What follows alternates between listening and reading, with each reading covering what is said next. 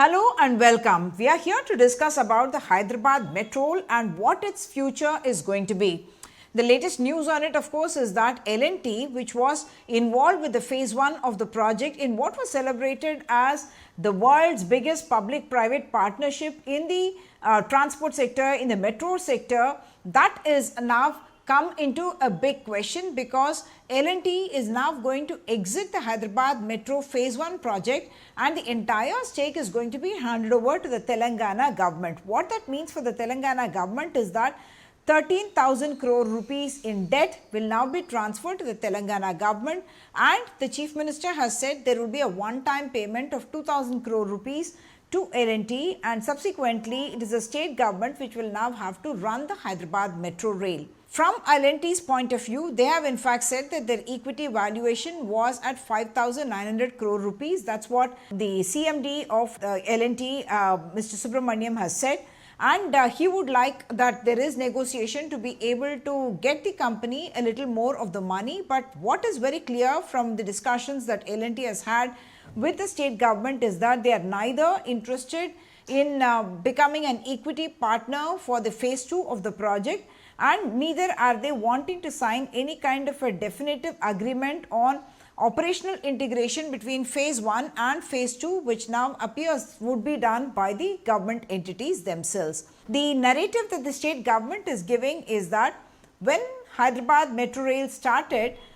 it was among the second longest networks anywhere in the country, and now it stands at 9th position in terms of the length of the metro rail in the city itself. Of course, the Hyderabad Metro Rail started during the time of the Congress government when Y.S. Rajshekar Reddy was Chief Minister, and it was Metas that was involved with them at that time, and all the time it is of course land which goes along with the metro corridor that is seen as the attraction for any kind of a entity that comes in to build, operate this entire urban transport system. So even though Metas did not go through, and subsequently it was L&T that was brought in for implementing this project, when the project was about 20 to 30%, the change of government happened, and the BRS government took over, and they in fact within 3 years were able to open about 30 kilometers in the first phase of the Hyderabad Metro Rail. In fact, Prime Minister Narendra Modi was here when it happened in the month of November of 2017. From then to now, Hyderabad Metro Rail is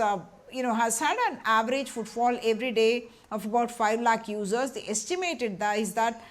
was at that time that there will be about 20 lakh users which did not come through, and L&T has been saying that they are facing huge losses because of that. Other than that, of course, the servicing of the loan itself, the debt that they have, all that has become a huge burden on the infrastructure major. The central government had said that if the phase 2 of the project has to go through, remember, Revant Reddy government proposed that they would go through with a phase 2 of the Hyderabad Metro, phase 2A and 2B, and they have been speaking about adding 163 kilometers to the metro rail network. Already there was 69 kilometers, 69.3 kilometers in the phase 1 of the project. About 3 lines we are talking about, and now they want to add another 163 kilometers to this network.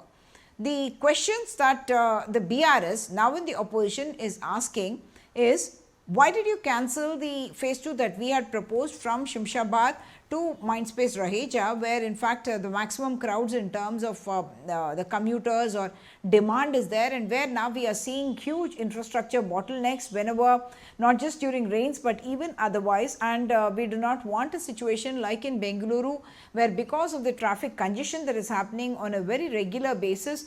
therefore we are even driving out corporates. And the question that the BRS is asking is, or rather it is alleging, that Revant Reddy had cancelled it only out of spite because L&T has also been involved with the Vedigadda barrage or the Kaleshwaram project, where of course 2 piers had come down, and subsequently there was negotiations or talks with L&T to repair that as well, and they were the implementers in that particular case. They had constructed that barrage, and therefore the Congress government and L&T did not seem to have hit it off very well even at that stage. It is in this background that Revant Reddy, after proposing the phase 2, the central government said that either L&T becomes an equity partner for phase 2 or they must sign a definitive agreement so that phase 1 that is operated by L&T would have seamlessly will be able to integrate phase 2 as well, and there were meant to be revenue and cost sharing agreements to be drawn out. L&T made it very clear. CMD Subramaniam in his meeting with Chief Minister Revanth Reddy made it very clear that they are neither interested in getting into an equity for phase 2 nor do they want to sign any kind of a definitive agreement, because they see challenges in this kind of an integration between phase 1 and phase 2. The central government also said that with a private entity in phase 1 and a public entity in phase 2, there could be issues as well, and the narrative that the Congress government has given is that they want to construct phase 2 and the exit of an L&T would allow the entire project to come into the hands of the state government, and therefore they could go ahead and construct this particular phase 2 expansion could happen now. The question that is now being asked is, why did the state government take on 13,000 crore rupees of loan and 2,000 crore rupees that is going to pay in exchange for the equity as a one-time payment that the Chief Minister has announced? Why did the government take on 15,000 crore rupees of liability at a time when repeatedly the Chief Minister himself has been talking about huge loans or huge debt for the state government of more than 2,20,000 crores and been talking about not being able to actually service those loans as well, and he has been of course been blaming the previous BRS government for this kind of a financial position of the state government. What the BRS says is that you are not able to fulfill allegedly the promises that you had made as part of your manifesto, that you are not able to, for instance,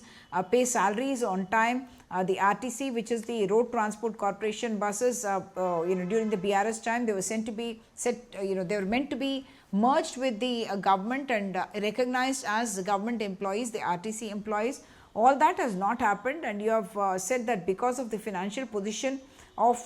the government, they are unable to do all that, and yet they took on an additional liability. And K.T. Ramarao, working president of the BRS, is in fact asked, when the contract mentioned that L&T is obliged to continue this contract till 2017, why did the government give them that exit route? Because if they are facing a liability or a loss, it would be up to L&T to do whatever they can to improve their position, and the responsibility need not have been transferred by the government to itself. And he is alleging that there is a scam there, suggesting that the 280 acres that were given along the metro corridor for the building of